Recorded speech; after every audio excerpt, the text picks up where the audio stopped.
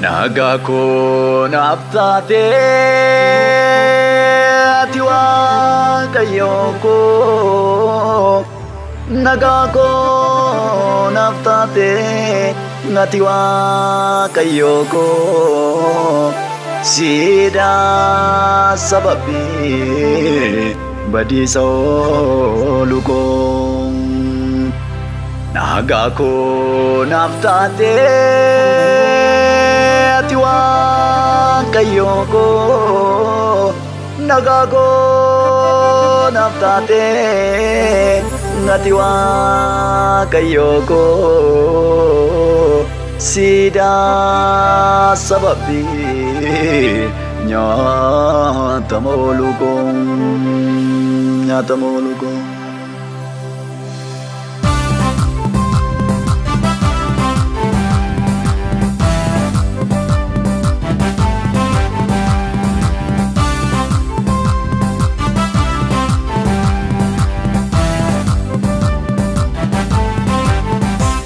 Nagako naptate atiwa kayoko Sida sababi badiso lukong Lafang kufetiso dufte olle kaste akkana maatate yesuun nagiste gari garaan kake eessatu argamu ulfaadhu yesus ko makake ajajamu gari garaan kake eessatu argamu ulfaadhu yesus ko makake ajajamu ulfaadhu yesus ko makake ajajamu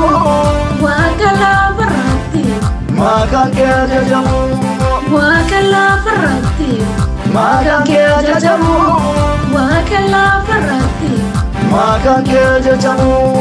ulfaadhu yesus ko makake ajajamu wakala farati makake ajajamu ulfaadhu yesus ko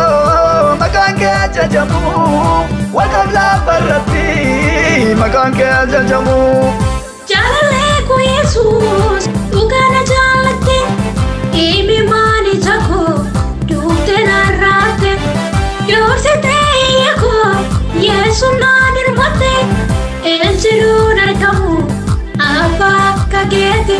farpade tannabe wakala farati galatuma pako galani kagete galatuma pako galani kagete Nagako naptate atiwa kayoko Sida sababi badiso lukong Lafang kufetiso dufte olle kaste akkana maatate yesuun nagiste gari garaan kake eessatu argamu ulfaadhu yesus ko makake ajajamu gari garaan kake eessatu argamu ulfaadhu yesus ko makake ajajamu ulfaadhu yesus ko makake ajajamu wakala farati makake ajajamu wakala farati makake ajajamu wakala farati makake ajajamu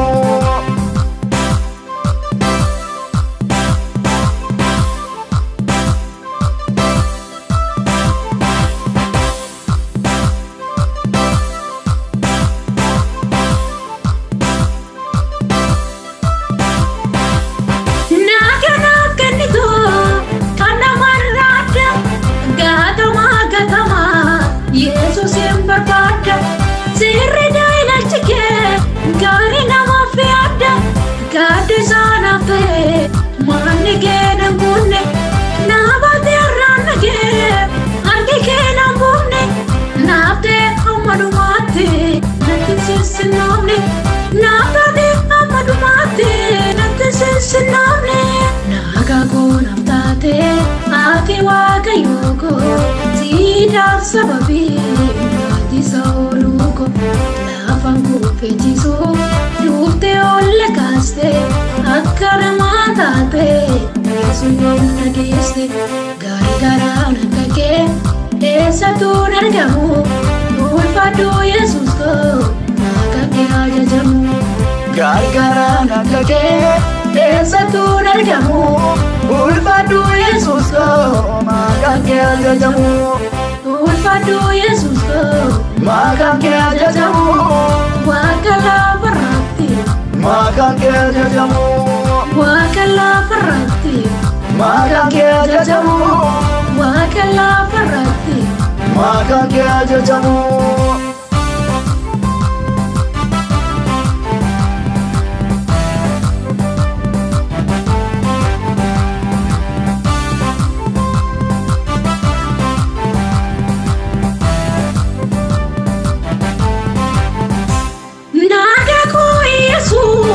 Burqaa jireenya koo seenarraa galfatee boqotee garaan koo naatti irratee badeen beeku eegansi amanadhee foon ifaa furadhee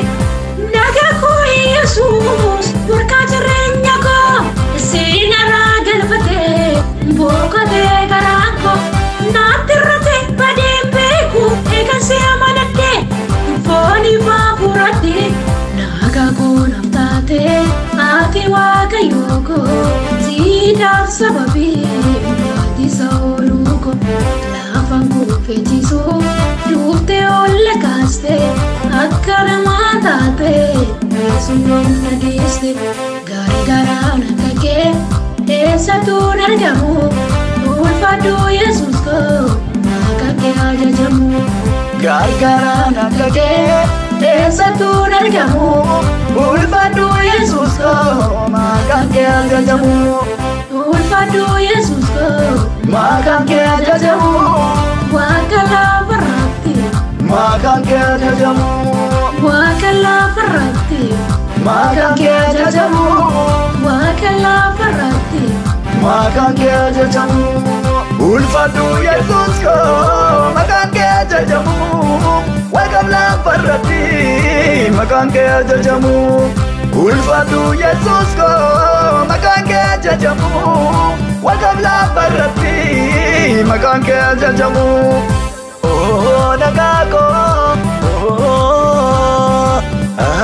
nagaa koo Yesuus nagaa koo Yesuus nagaa koo Yesuus nagaa koo Yesuus nagaa koo nagaa koo